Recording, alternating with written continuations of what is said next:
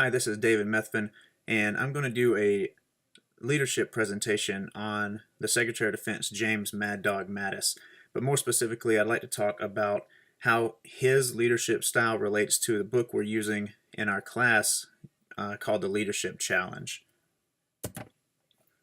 So the Leadership Challenge talks about 5 different practices and how to get the best leadership, how to be the best leader that you can. Practice 1 is model the way. General Mattis had multiple ways that he emulated this particular style. He was unconcerned with job specialty.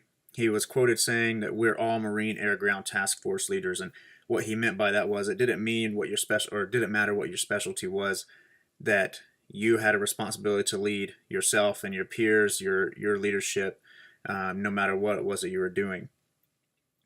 Another way that he modeled the way, and this seems like it's not so much modeling the way, but part of this is affirming a shared value.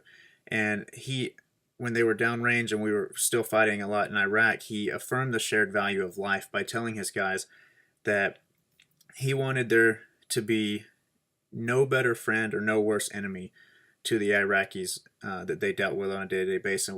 And what he meant by that was if they ran across civilians that were wanting to be friendly to the U.S. military, to the Marines in particular, and they were wanting to help out, that they would absolutely have no better friend than the Marine and the U.S. But if they decided that they wanted to turn on them or turn them in, if they wanted to be a detriment to the success of the mission, that they would have no worse enemy. And he has kind of emulated this style throughout his entire life, and it's kind of one of those things that he's known for. And then another example is on multiple occasions he was quoted saying something similar to everyone fills sandbags in this unit. What he meant by that was that there's no task too menial for anyone in the organization, no matter what their role or their rank. And this is yet another way that he's able to be like, hey, these are the things that need done, and in this particular case, I don't care who does them. So he would model the way, he would fill sandbags, take out trash, clean up the rooms, that kind of thing, things that are typically considered beneath someone of his rank. Practice 2 is inspire a shared vision. Now again, we typically think of these things on a small scale, but an example of him kind of inspiring this shared vision on a large scale was cited in one of my papers I used about how General Mattis is now Trump's military decider, President Trump's military decider. And he was talking about the issue, if you will, with North Korea. And he began talking about how we want and need to work with the UN, work with China, work with Japan on this issue of North Korea. And it was a way of saying, hey, we all have this shared goal. We all have this potential problem. And he was working to bring together these people, even though it wasn't directly what he was looking to do with the speech. It was a way of getting that message out there and practicing this particular part of leadership. The third practice is known as challenging the process. He loved for his people to challenge the process, and he himself also did. One of the things he was quoted saying was basically that Orville Wright flew a plane without a pilot's license. What he meant by that was sometimes you got to break rules. You need to do it strategically and know what you're doing. You need to know what rules you're breaking, but sometimes you got to break rules in order to make progress. Another key part of challenging the process is learning from experience. So General Mattis is a huge believer in learning from experience, but he's known to have a library of 6,000 books on everything from philosophy to military strategy, because he thinks that it's not the best way to learn from your own experience, but that learning from others' experience is actually a better way to do business. Practice 4, enabling others to act, was another thing he was known for.